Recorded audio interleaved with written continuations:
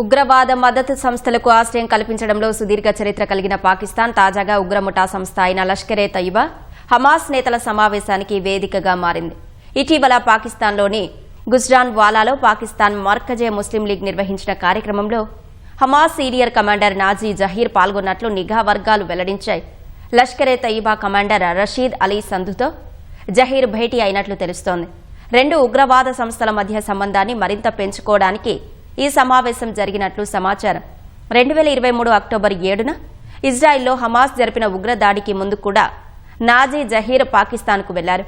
అక్కడ అతను జమియత్ ఉలేమా ఈ ఇస్లాం అధిపతి మౌలానా ఫజల్ ఉర్ రెహమాన్ను కలిశారు. పహల్గాంలో ఉగ్రదాడికి కొన్ని వారాల ముందు కూడా జహీర్ పాక్ ఆక్రమిత కశ్మీర్ను సందర్శించారు. ఆ సమయంలో పీఓకేలో లష్కరే తయ్యిబా నిర్వహించిన భారత వ్యతిరేక ర్యాలీలోనూ జహీర్ పాల్గొన్నారు. తాజాగా అతను మరోసారి పాక్లోని ఉగ్ర సంస్థలతో సమావేశమవడంతో వారు ఎలాంటి దుశ్చర్యలకు పాల్పడతారోనని అంతర్జాతీయ మీడియా వర్గాలు ఆందోళన వ్యక్తం చేస్తున్నాయి.